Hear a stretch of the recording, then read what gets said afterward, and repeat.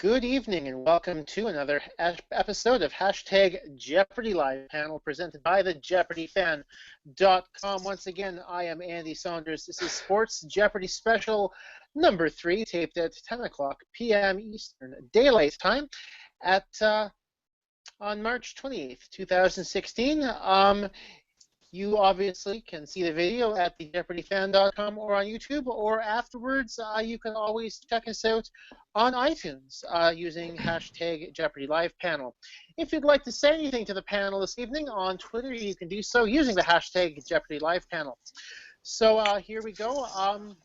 Let's get started, and let's start off with the introductions. First up, I am going to introduce, returning to Jeopardy Live Panel, I'm going to start off with Terrence Jordan. Thanks for joining us again. Congratulations to your basketball team. Good couple weeks. It has been managed. I mentioned earlier to some of the others, they navigated the minefield known as the known as the tournament this year. Yeah, only one seed to make it. I couldn't believe it. Every one seed made the Elite Eight, and only one survived. It's pretty crazy. That was crazy. Very crazy. Also returning to Jeopardy Live panel, Vinny Varadarajan, the 15-time champion. What's up? How's it going? And also on this week's panel, we have got the man who defeated Vinny, Jay Sullivan. Thanks for joining us. Nice hat, by the way. Yeah, thanks. Hat. I had mine on first. I went with the. I didn't get the Canadian baseball hat memo from you guys. Everybody. All right, we'll change it up. We'll make Andy happy. There we go. Just kind of going with the impromptu thing here. And finally, Bevan Narinesingh. I think I kind of got that close to right. I'll give you a pass on that one. Yeah. You did better than Dan. Dan took like, what, 5 takes to say that? At least. He did a lot better than Dan did, yeah. For sure. Yes. Yeah, very well so. Dan Patrick would refuse to say Varadarajan after the first show. He just stopped saying my last name. He was like, all right, Vinny V, that's it. Yeah. Yes, Bev is fine. So, I guess, Jay, what's it like beating the champ? It was pretty special. It was it was something. I had gone to the taping the day before, and I had told my wife previously, like, if this guy is still the champ, this is going to be ridiculous. And when I showed up, he comes trotting out. I was like, "You've got to be kidding me!" And but it was cool. My wife didn't get in that night till like 11:30, so I was like, "Forget this." I just went out, had some beers and some dinner by myself, and was like, I just keep loose and do whatever. And so going into the game, I knew it was going to be a tough one, and then him and Craig gave me a layup there right off the bat where I jumped up 2,000, and I just kind of went with the Galloping Ghost, damn you, man. Yeah.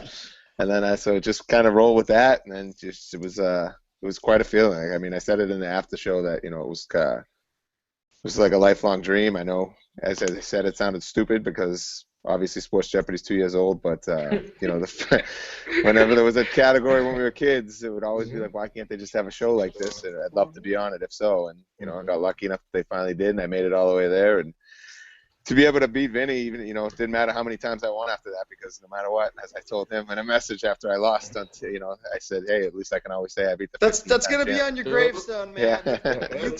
you take it to the grave. You got something there. So it was. He played such an awesome game. And even better, like, he's a great person too. Like Thanks. I appreciate all the kind words that you've said to me after the show ended and everything, and I was really rooting for you to win those last couple of games during the taping session. That would have been nice.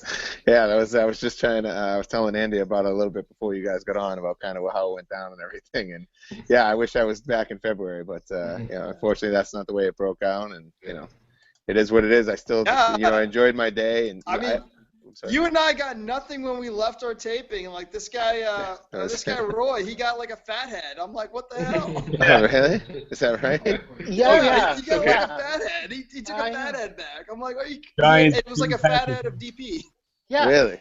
Yes. That's there was a awesome. fathead. There was a clue that required the Dan Patrick fathead 2 weeks ago, And on All right. last week, Dan comes trotting out with the fat head, being like, "Well, I promised this to you if you won, and I'm a man Nice. of my word. So here you That's go." awesome. So he's got a That's Yeah, it's hilarious. good for Rory. Yeah. Mhm. Actually, I haven't been able to watch the last 2 episodes. I actually work in an Irish bar now, so the month of March is insane. And I just went and met a new niece, so I actually missed the last couple episodes. But I did find, I was telling Andy beforehand, a little strange small world weird note that Roy is actually in one of my really good friends' fantasy baseball league.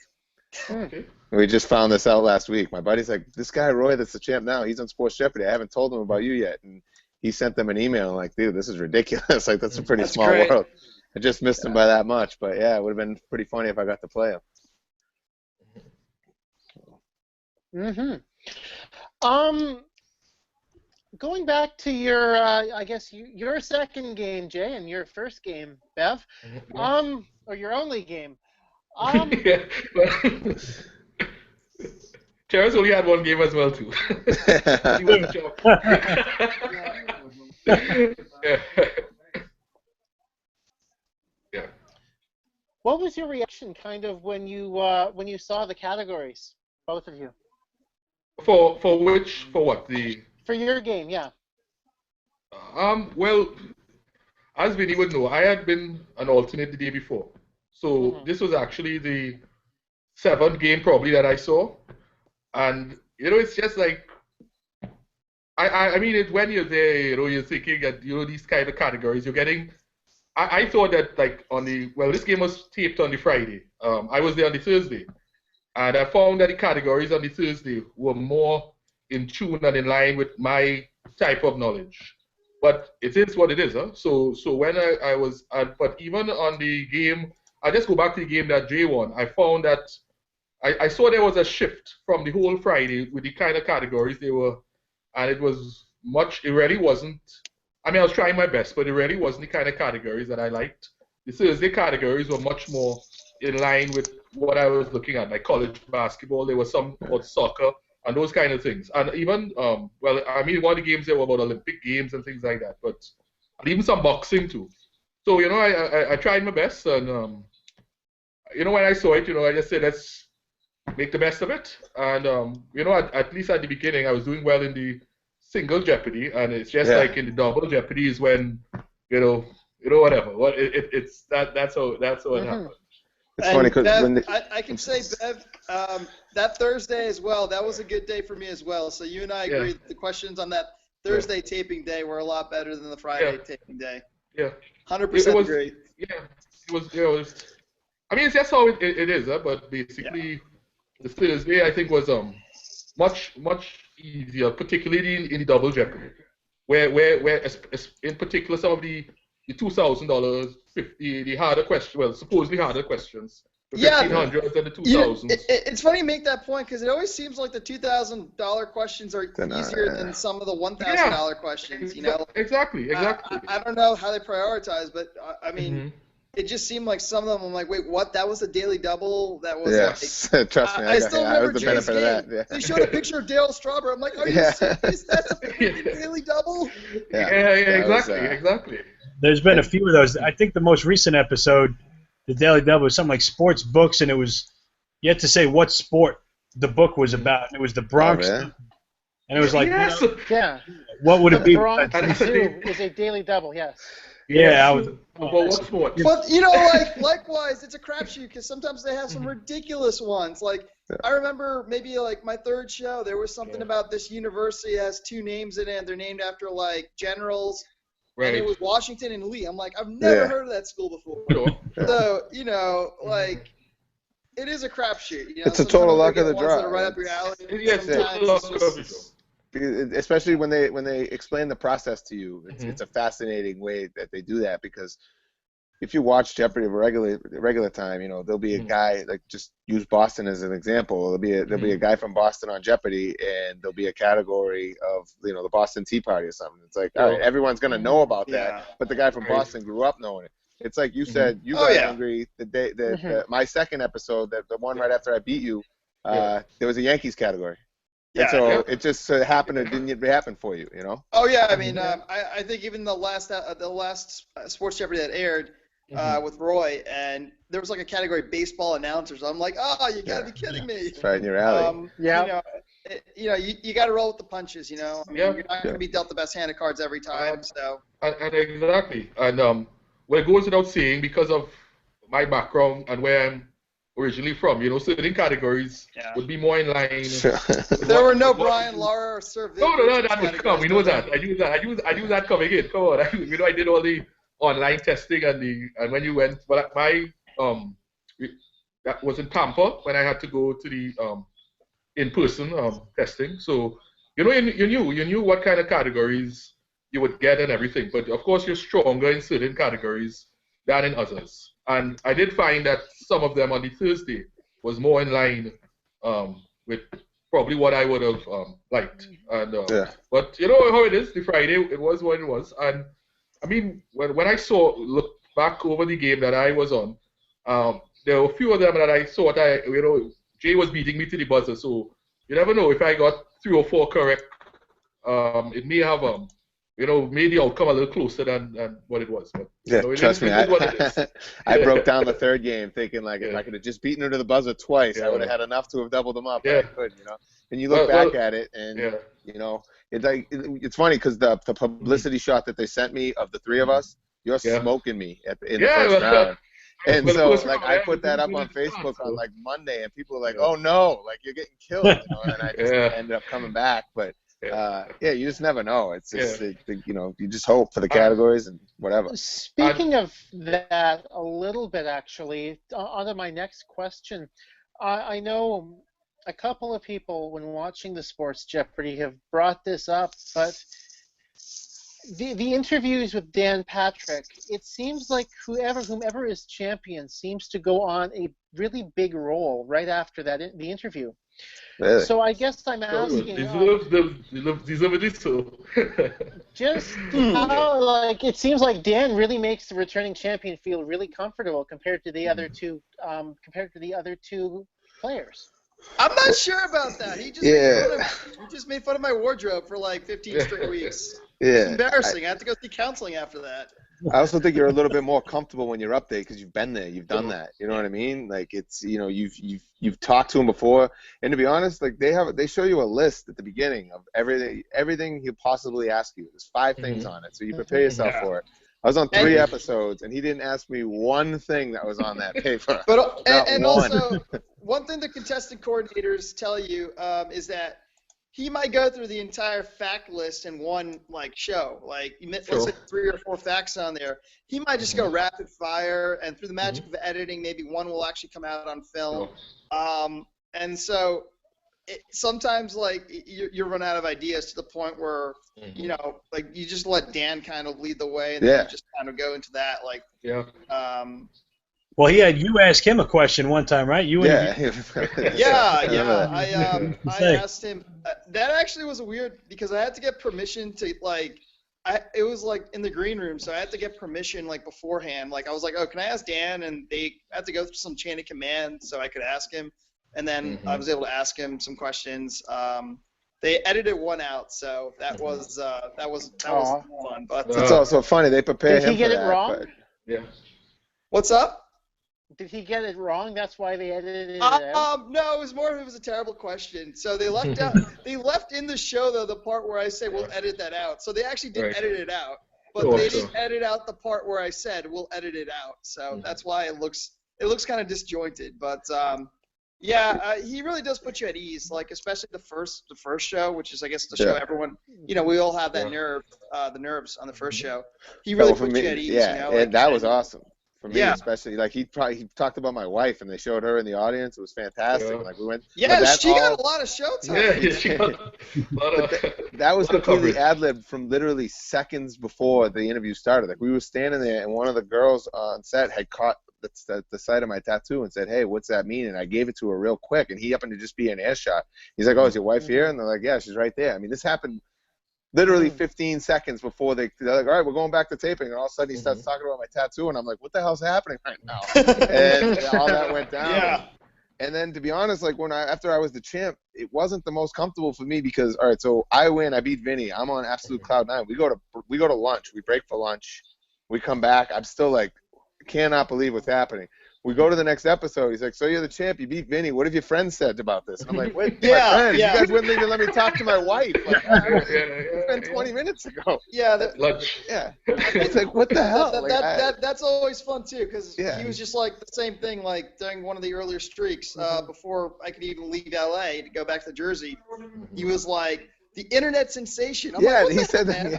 I've been here for like 3 hours. There's no way that's sensation. And So you told you my really friends do that have too. to kind of, go with the flow. Obviously, it's Hollywood, it's taped, but you really got to kind of go. What I would have said in that position, I think what I would have said in that position would have been they're all kind of disappointed because everyone's cheering for Vinny, and then I went and beat him, and kind of broke everyone's heart a little bit. But, I mean, like literally, you have to think like that in like 2 seconds. It was just even in the last show. In my last show, he's like, "So has the money changed you?" And I'm like, "The money changed me, man. We were just talking 20 minutes ago." Like, I don't. So I had exactly. I look like an idiot. I'm like, the money hasn't changed me. My wife takes care of us. It's great. Yeah, the next thing they would have asked you was how you found the Super Bowl to be, Yeah. How did you find the Super Bowl? Yeah, exactly. Man, it's 3 months away.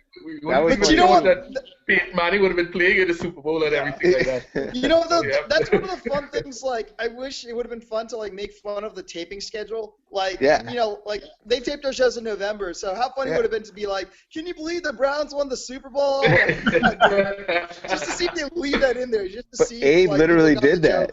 If you watch our episode, the one was with Bev, like Abe starts talking about the Browns, and then he realizes, like midstream, that he's, oh my God, this is gonna be later. So he's like, now we got the Cavs, and he starts talking about the Cavs a little bit. And it was just, they totally throw you off. And the fact is, I think most people who watch know that they're all taped like in one chunk and then come up later. So it's pretty funny. You know what's funny? It's possible Abe mentioned David Blatt and they edited it out because he was fired by the time the show aired. Yeah, that's a good point. That could have happened. Yeah. Wow. So it's a trip.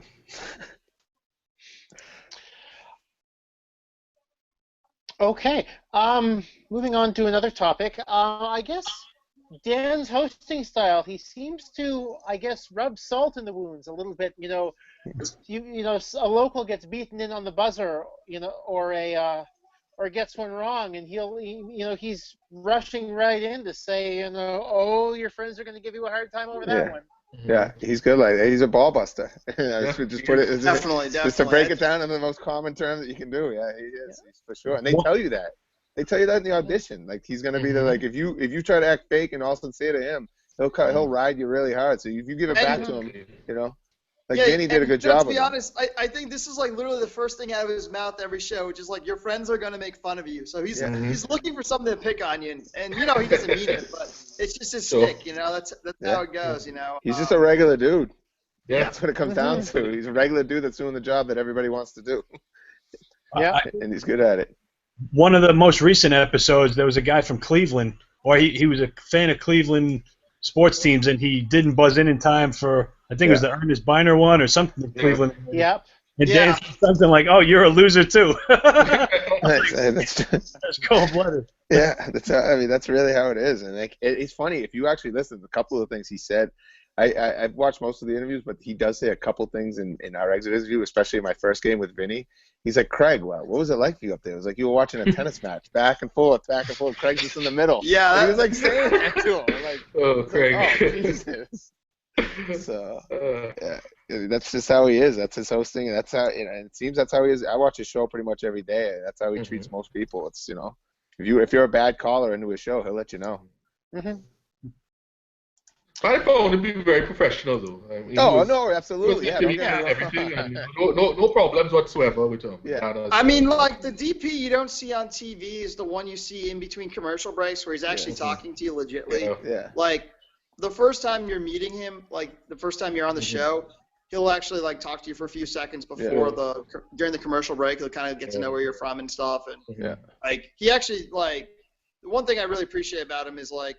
The second time I went back in November, by then I had found a job, so because I was unemployed during the first run. So like I really appreciate the fact that he knew that. He's like, hey man, congrats on all that stuff. The important stuff. Yeah. I mean, he's definitely ball busting, but like off camera. But he's totally professional. Yeah. I mean, I don't want to be taken the wrong way here. Yeah, exactly. He's got class. He's got class. Yeah, and that's absolutely. the best compliment. Much taller than I thought, though. he's also much taller than I thought, because I'm like a little over 6 feet. But this guy he's like 6'3", 6 6 with shoes. See, the worst part was when I interviewed him, we had to switch places. Yeah. So he's on the pedestal for my 5'8", frame. Yeah. So he's a 6'3", whatever, 6'4" guy on a pedestal, and then there's me now on the ground floor, and it's just like Laurel and Hardy or something. Like, it's just like, damn. Yeah. You know what? I think his style is great for Sports Jeopardy, though, because, I mean, you're watching sports with your buddies, you're doing the same thing. Sure. You're ripping them, Absolutely. I mean, 100%. Yeah, it's not what you'd want to see Alex Trebek doing. I mean, that would actually. But he seems to be doing it a little bit now here and there too. But yeah, he's pretty good at like getting his one-liners in at people. Like he's just like, you'll meet weird people every day here. Yeah. Like, he calls them out, but yeah, it's been interesting watching Trebek's Jeopardy now, especially after being on Sports Jeopardy. Like you watch it differently now. Like you really do watch the show differently. Yeah. Now, one thing also I've noticed, it seems like at the start of every episode, he actually warns the audience not to shout out answers. And is that actually something that's been a problem at past tapings, that he's seen the need to start saying this to start, or? I think it's just his. What else? He doesn't like. Trebek comes out and says a 2-second thing and then goes on. Dan comes out and tells a story every time. So I think maybe he tries to like, there was a couple times where he did say something like it seemed like a couple episodes in a row, especially when we were out there. He's like, "This is a great audience. This is a great audience," and he kept showing them and stuff like that. But they warn you a lot. And I think it might be tough for, I mean, I think everyone can attest to this. Like, you're sitting in that bullpen, especially, I mean, Bev was there for a whole day. So, like, he's saying every question in his head, and sometimes the whisper might come out of something. You know what I mean? But you know what, though? I don't remember hearing anything like that, because I think, like, Jay and Bev and Terrence Joel attest, like, you're in a zone. Like, you're not really focusing on listening to others. You're really just focused on listening to Dan, and then I probably couldn't hear Jay if he wasn't mic'd, I probably couldn't hear him, because I think Jay and I were like on opposite sides of the podium, and he's like 10 feet away from me. So I really don't think that would matter. I mean, I always see like Wheel of Fortune where Pat Sajak is telling people like, shut up, audience. Like, like I don't really think you can hear it, and I think people are too focused to bother listening to others. I think somebody had told me that the speakers are very sensitive. That's what they said. That's what they kept saying to everybody. Don't say anything. So, I think it's just something he falls back on. Like, by now you could probably do like a Sports Jeopardy drinking game with Dan's favorite things. Like, take a deep breath. There's still time. When he introduces Howie Schwab, that's become a regular thing. Yeah, I've seen that's been a bunch of times. The whole don't shout out the answers. Yeah. Yeah, I always feel like Howie Schwab's wearing a San Diego Padres jersey. I don't know why, but it seems like he's always wearing a Padres jersey.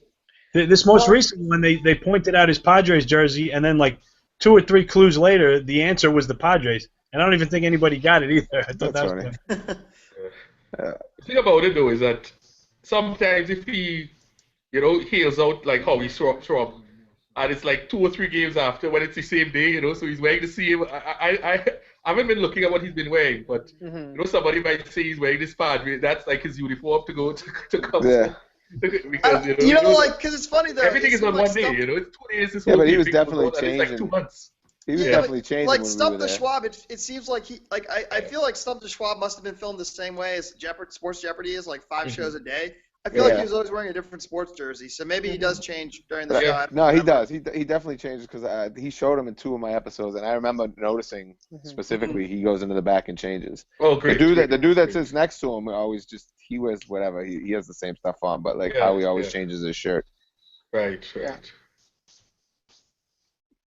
So moving on, with how, I guess I'm going to bring this up with how Brian and Bryce lost to Roy, and of course with the run Roy has gone on now, we might be looking back at how things got started for him, but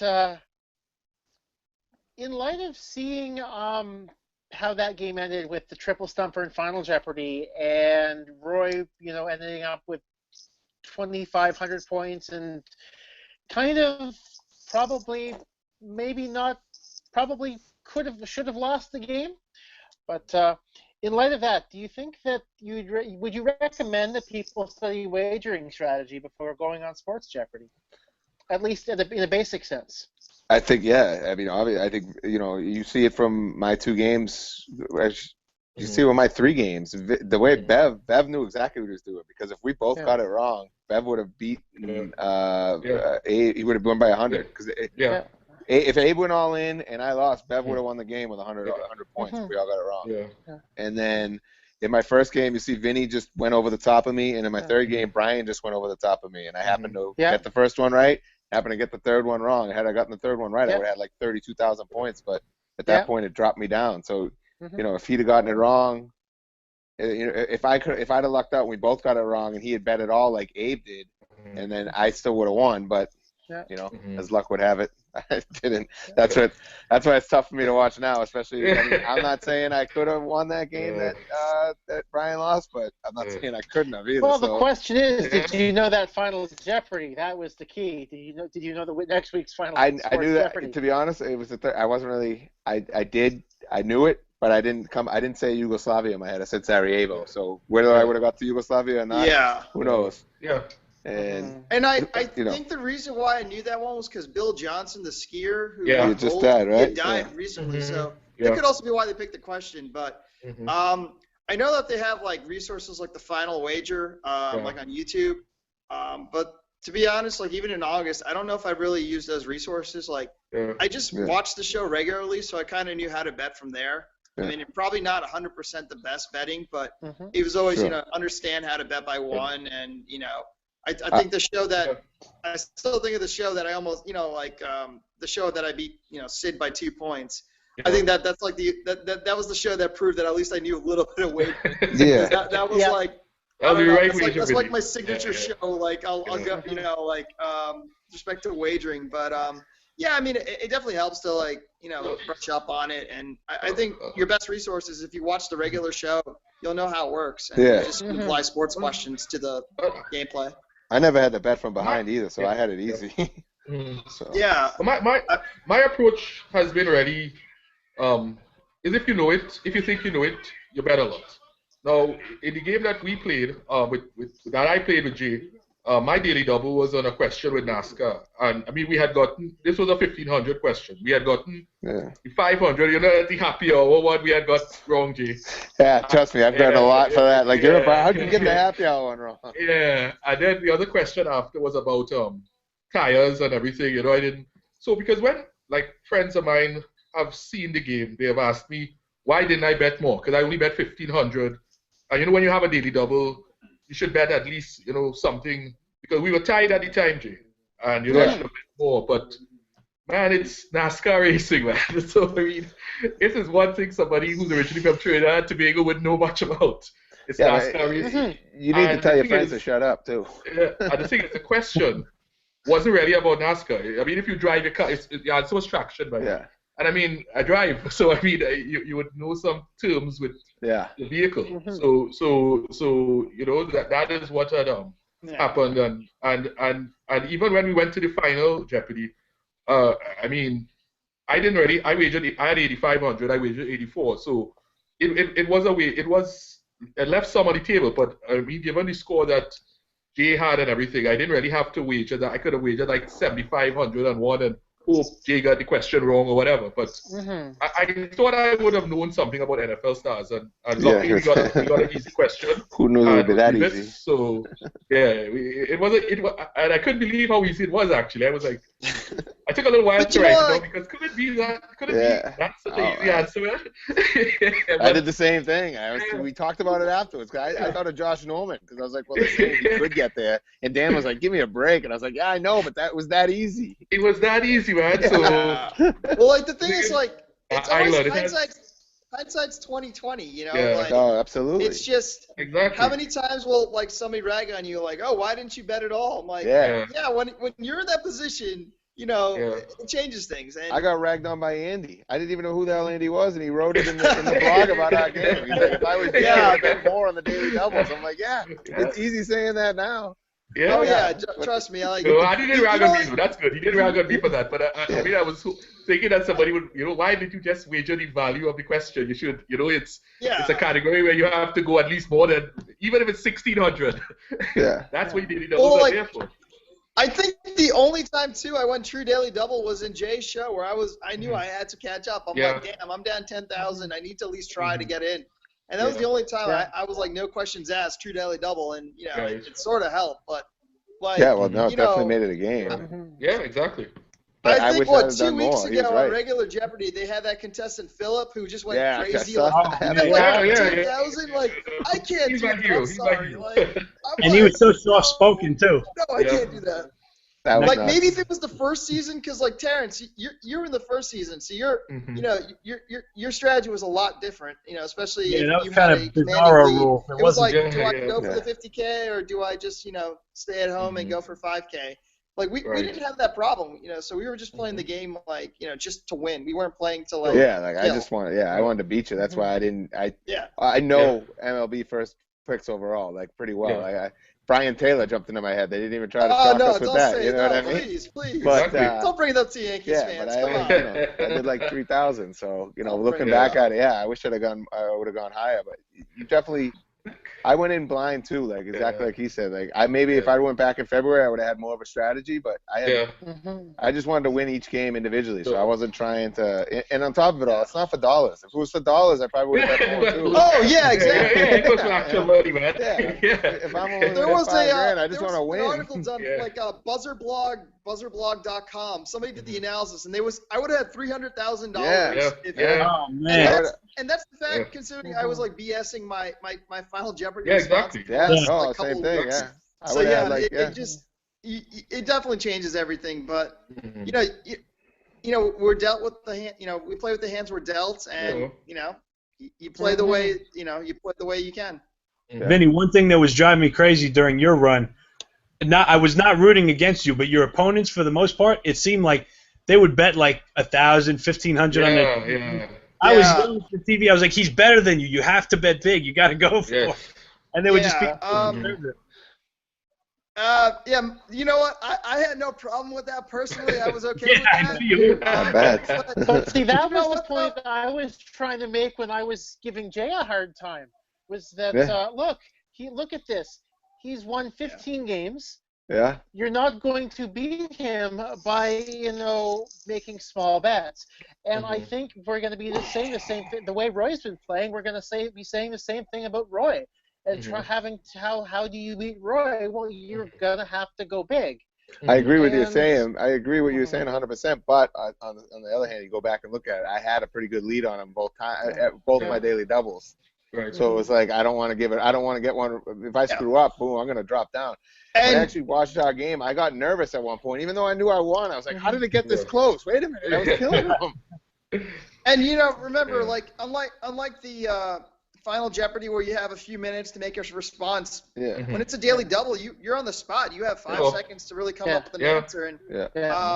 And we all get stage fright, I would say, because none of us really are. We're not TV people. We're not used to that spotlight. So we definitely are like, oh geez, like crap, what do I wager? And sometimes you have a brain for it. I know sometimes like I was trying to count the amount of like points that were left on the board and add one, and I realized after watching the taping, I was like, oh, I totally did not get that right. And you realize like it's we're all human, so it's hard to so sometimes when you see the comments online, you start to realize you're like, oh, like I totally, if I were them, I would totally say, oh, why did he bet that? But then when you're in their position, you're just like, I wanted to bet that, I just couldn't think of it that fast. Yeah. Exactly. It's totally different when you're in front of the lights, man. It's a totally different experience. I mean, you could be this armchair quarterback, stay there. Yeah, that's what I was saying. It's funny. When we have the, and I guess I believe the people when they see the game, like on the J board, and they would say, not necessarily for our game, but for other games, and they'll say, well, I knew 49 of the 50 answers or whatever. Front there. Let's see how if you would know 49 of the 50. I laugh. I get a kick of that. I get a kick. I'm like, Good luck buzzing in. Yeah, good luck buzzing in. Yeah. When everybody knows me, you on the TV, you'll see me just doing this. Yeah. I was very obvious on the TV, but he's there. That's what I will tell people. And that's exactly. Well, look at, but real Jeopardy as well too. Andy brought up a good point about my last game that I actually didn't even know until he pointed it out. But Hoon, who was the nicest guy probably that day, my wife loved him and his girl. They were so sweet. Yeah, he didn't buzz in the nice. second round. Yeah. He didn't get to buzz in. That's insane. Yeah, he didn't get even it was just me and Brian got in on every single question. That's how hard it is to buzz in. And he had been practicing that whole day just like everybody else. And he was doing very good in the rehearsals. Yeah, he was doing good too. So it's just how it goes, on the it's a split second, sometimes. It's a lot more difficult than it seems. Yeah. That being said, for the record, I'm going to share my screen for a sec. But I do, in fact, as you can see, as I'm putting on the broadcast, I do, in fact, have, when I watch the game, I do, in fact, bring the chart out. That way, so that's how I was able to notice so quickly that Hoon didn't bring in, because, well, look, interesting. There's a bunch of zeros here by his name. So it's crazy. Do you do that for every game, Andy? I haven't gone. I started in the middle of Vinny's run. I still need to go back. I want to go back and actually from the very beginning, because J Archive doesn't do the Sports Jeopardy, and there's some numbers I kind of want to get. Namely, i.e. Roy's performance from last week, where he had 29 right, and I mean that's second time out and 29 right answers. I mean, he's got the buzzer down. Sure. So yeah. And I'm guessing too that Roy's 3 wins was on the same tape day, so I think he had a good mojo going on. So we'll see how far he can go. Yeah. He's like the antithesis. You had fun with all of it. Introductions and impersonations. Roy's just like a stone-faced killer. He doesn't crack a smile or nothing. He's just on business. I'll say this. You do whatever works for you. If that's working for you, go. You go with it. Yeah. He's very good, man. He's very good. Oh, yeah. I'm looking forward to seeing how far his run goes. And now, was this the end of it? Was this episode here the end of a tape? Wait, sorry.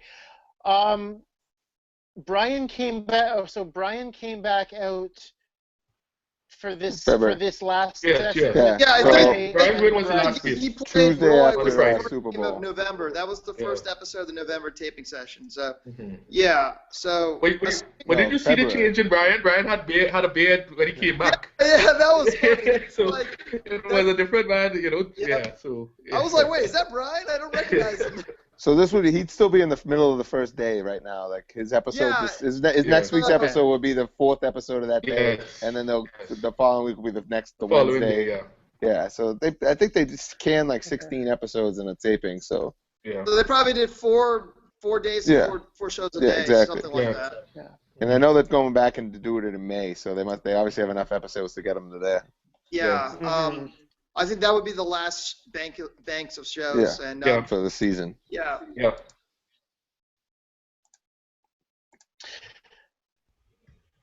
So I guess probably now is a good time to kind of switch things up a bit. We have actually one comment on the hashtag, which I think fits in with with what I want to ask next. MLB predictions.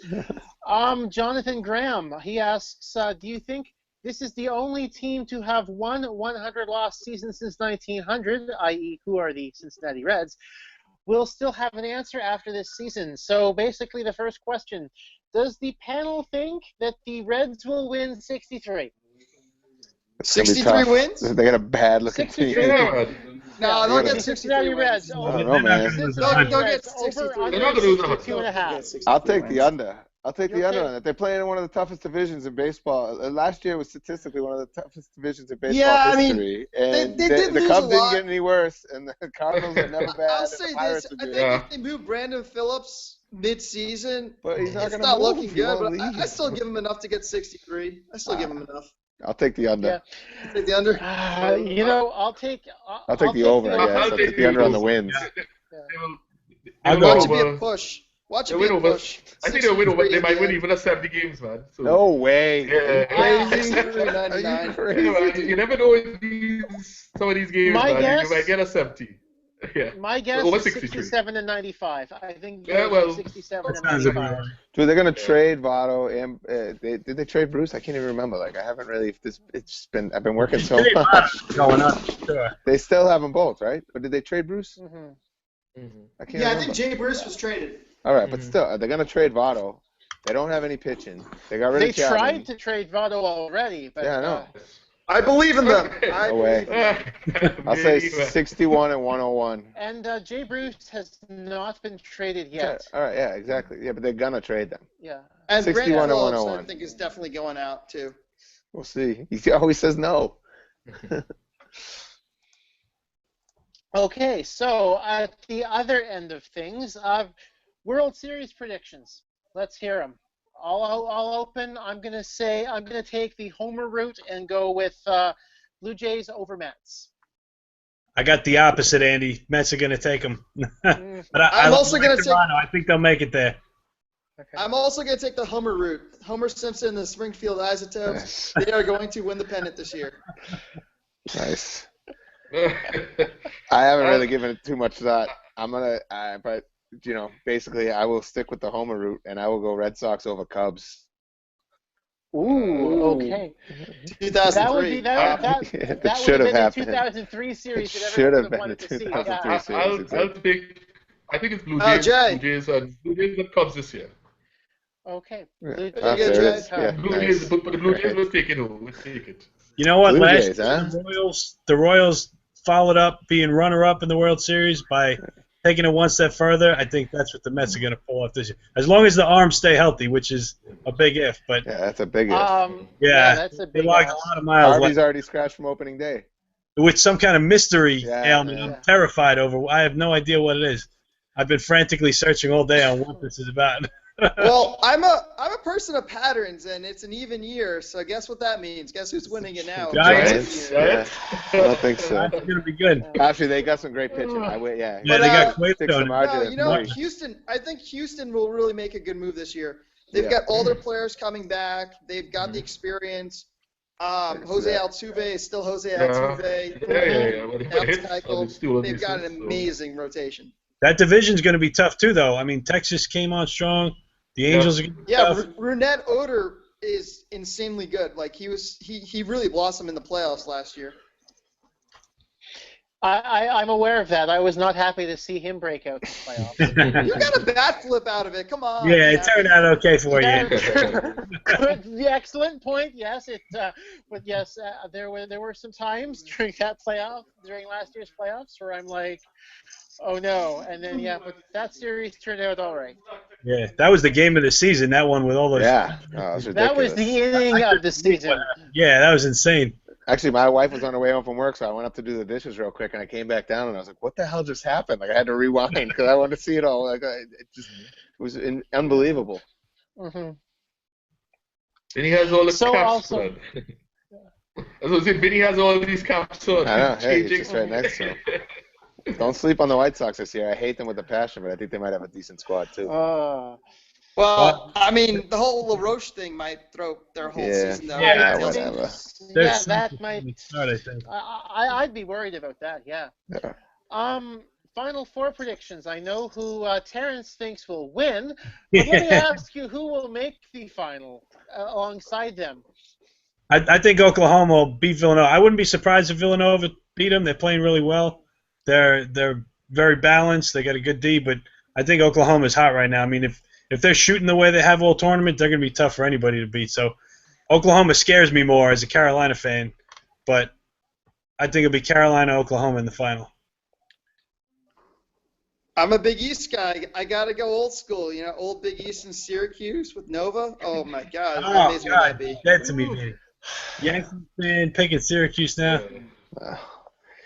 I'm going Nova over Carolina, but I got a financial stake involved too, so that's why I'm rooting pretty hard. Okay. No financial stake, but Villanova over Carolina. Nice. Carolina was my team growing up, but I think Villanova Villanova's was over Carolina. Man, I'm on an island here. This is crazy. No, it's okay. It's okay. My prediction. I've got the heel. I'm going to predict the Heels over Villanova. Good man. I'm going to be there to see it, so hopefully they don't break my heart. So yeah, yes, my next question for both Jay and Bev, what did you guys have for lunch? Do you remember what you had for lunch during taping? Well, actually, what did I have? I was a mess at that point. Like literally, like I was just like. You mentioned it earlier. You just beaten Vinny. Oh, now it's lunchtime. So what was the lunch of champions? I feel like I had a salad. I feel like I didn't feel that. I didn't feel that well. I had actually woken up that morning. I remember what I had for breakfast. I had a great omelet at the hotel and in a Bloody Mary because I was like, screw it, I'm just gonna throw caution to the wind at this point. So. That was Jay's secret. Yeah, exactly. But I think I'm pretty sure I had a salad. I don't even think I ate much of it, and I think they got me dessert. Well, one thing that they do at the Sony cafeteria, the contestant coordinators, they'll give tons of chocolate and all this, they'll toss on the table. Mm-hmm. They're like, here, take it. Don't do that. Terrible idea. You're gonna have a sugar crash. Like another weird thing about it is I had to go to the bathroom and I couldn't go alone.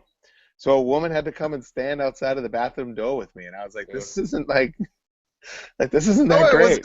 Was this the green room or was this outside? No, this was literally in the cafeteria after I beat you. I don't think they knew what to do. They wouldn't let me talk to anybody. Like, I tried to congratulate Mandela on playing a great game against you, and they're like, you can't talk to him. My wife came down. They're like, just stay right there. They were like, and I could only talk to guys like Bev and Craig and not Craig. I couldn't even talk to Craig. Brian. People who hadn't played yet. Couldn't talk to anybody who had played, and literally I said I gotta go to the bathroom, and the lady's like, I have to come with you. And she stood outside of the door. I was like, all right, that's fine. So I had some Chinese food. I guess it was Chinese style chicken and rice and vegetables. Well, you were there 2 days, Bev, so you got 2 meals. Yeah. The first day I think it was pasta. It was a nice cafeteria. Pasta with it's good food there. Same chicken and chicken and the carb or whatever carb with vegetables. Jay, I wish they would have done some kind of like I'm going to Disneyland commercial with you after you beat Vinny. Like, you just beat 15 times. What are you gonna do? I'm gonna eat a salad. Exactly. But they did actually do an interview with me after I beat Vinny. They just me, Vinny, and Brian have all talked about it. They just haven't posted them anywhere. Brian did an interview after he beat me. I'm sure what's his name has done one too. I don't know. I forgot to ask Brian if they did one for him because I haven't put him up though. No, they haven't put him up anywhere. No, don't know what the situation is with that, but it's possible that the reason they haven't released mine is because I said some line you can't have fun without spelling FU or something like that. Something really terrible I said. But they still have 2 of yours up there. Because I think they filmed it after I lost to Jay, so I don't know if I was just I can't remember if they filmed. I think they must have filmed it after I lost to Jay, so that could have been part of it too. I was just they were filming promos with you. Didn't they film promos with you after you beat me? I think. Yeah. Because I did the interview with Kelly, promos, but I did promos too, and none of my promos made TV either. Mm-hmm. So some of the I did a few promos after I won in August. They didn't air any of those, so I just think they just have it in their archive just to have needed. Yeah. But I always found it funny because when the promos started coming out with me and Dan, I was wearing the shirt I lost to you in, so that's all I could think about. That's right. Damn it, this is the shirt I lost to Jay. I never even thought about that. That's right. Now that you say that, Jesus, that's right. Yeah. So I always found it a little funny. It's just they had all that stuff done, and it was just you already lost, but it's showbiz, and you have fun with it. So. Yeah.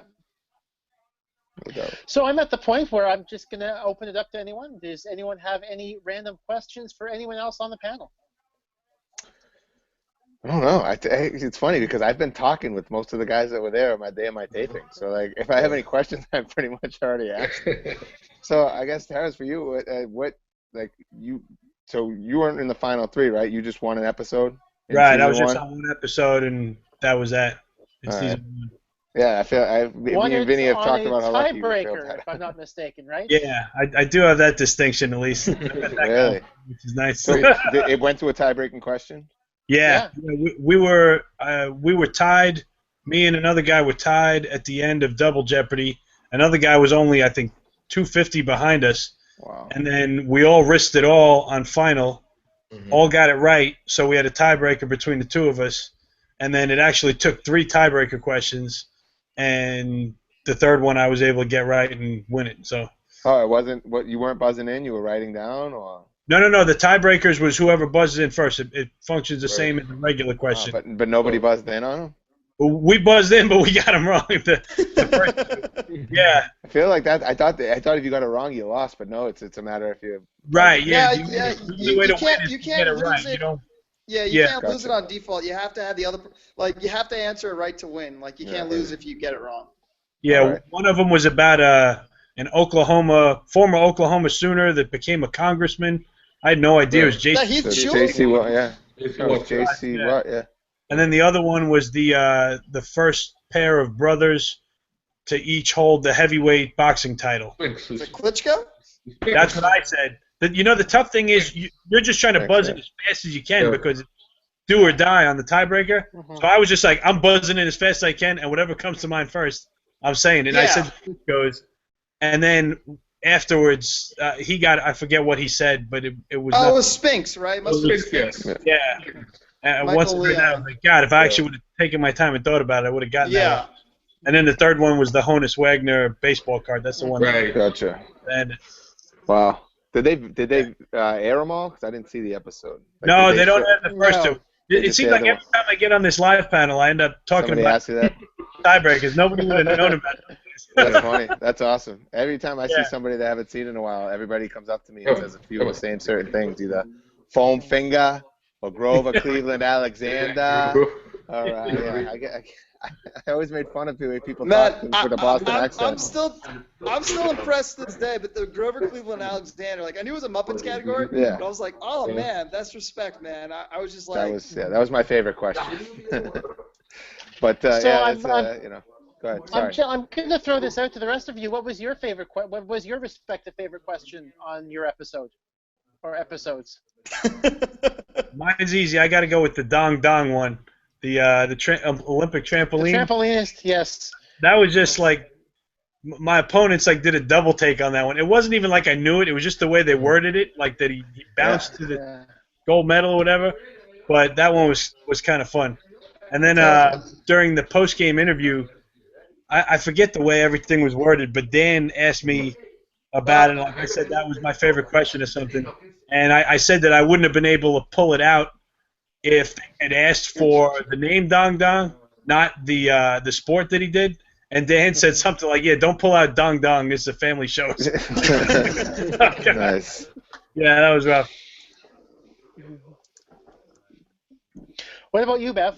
I think it was just the first question because the answer was Andrew Wiggins. To get yourself in the game, you know what I mean? With the nerves everybody has. So at least I would say after I got that, I could end up with 500, but I got something right. So that's awesome. It's funny. I brought that up last night. Yeah, so that was just to get one, just to get yourself in the game. When you watched it too, like I had, last night I was hanging out with my brother and sister-in-law and my wife, and I'd had a few beers, and I was like, oh, this is great. Bev's gonna be on the show tomorrow, and my wife knew who you were, but my brother was like, which one was Bev? I'm like, Bev. He answered, who is Wiggins? And then Dan looked at you like, wait. Dan's like, and you're like, Andrew Wiggins, and he's like, oh yeah, all right, you're right. So you had to. That was a pretty good one. I gotta admit, that was pretty good. Yeah, that's hilarious.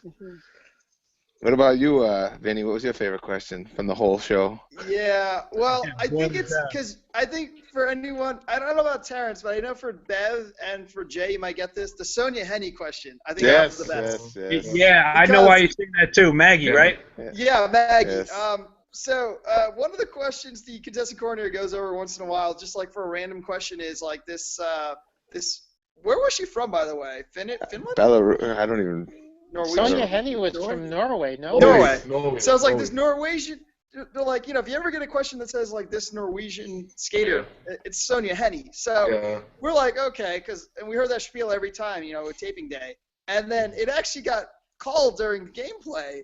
And I believe that game was myself, Michael, and was it Ariel? I can't remember who the third contestant was, but all three of us lit up. And if you watch that, that was the day frame before. by frame, it was the day before.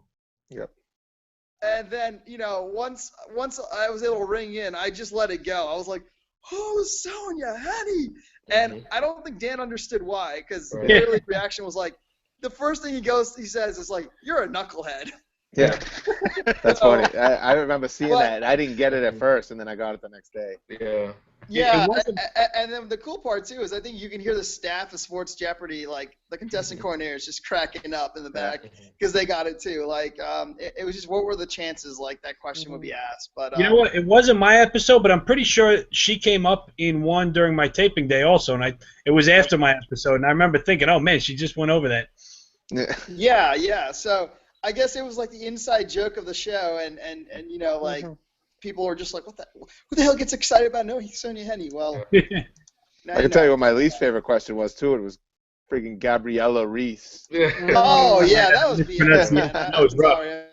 I mean, don't get me wrong. I was happy I had beating you that day, but that was a rough call because. Yeah. If they said Gabby Reese, you might have gotten it just Gabby Reese. Oh, if they said anything. I asked them if I said Hamilton if they would have given it to me, and they said yes.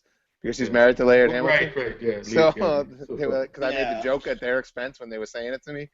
Because you get the lawyer up there, and all of a sudden you're like, what's happening right now? And they're like, oh, Jay, sorry, we looked everywhere. Yeah, you don't remember that? The score kept changing. No, it was the producer came up, and I didn't know. The producer came up with my lawyer because everyone gets a lawyer, as everybody that played knows. She came up, and they're like, man, we looked everywhere. We can't find her referred to as Gabriella Reese anywhere. And then I was looking at it, I'm like, all right, it's fine. And they were like, yeah, sorry. I'm like, hey, what if I said Hamilton? And they were like, and I was like, yeah, it's fine. But then Maggie got my ear and gave me a little pep talk, and everything was good after that. But it was still a little. Pep talk was this. You're still in the lead, Jay. Yeah, like with a couple of expletives, like take a deep breath, just get it done. So, but I think interestingly enough, I just checked J Archive. Sonja Henie has come up on the regular show as a Norwegian figure skater, but she hasn't come up on the real show, the regular Jeopardy, I should say, since 2006. Sadly, they clearly need to have her. They clearly need to have her come up again. Did you guys see? I think it was the most recent episode. They asked what the Johnny Manziel money gesture, and like you had to do the gesture. Like that was weird. I was just like. That was bizarre. Yeah, and they even made him say what. He said, "What is?" That's crazy. Yeah. I was surprised they allowed that. I guess they're allowing more like fun clues. But I was just like, wait a minute, what? That's hilarious. Yeah, that was a weird one. Yeah. Cool. Okay. Any other questions at this point? Good to go. It's nice talking to everybody. Okay, yeah. For sure. Thank you guys for coming on this Jeopardy Live panel, the sports edition. For anyone else who happens to be tuning in, Wednesday at 8:30 we'll be doing our week in review from last week of the Jeopardy episodes. So for everyone here on Jeopardy Live panel and the JeopardyFan.com, and also to Jay, Terrence, Bev, and Vinny, thanks for joining us this evening. Thank you, Andy. Thank you, Andy. Thank you very much, Andy. Talking to you guys. Take care. Good talking to you guys. Take care. So for everyone here, thank you guys for tuning in and for taking part, and have a great night.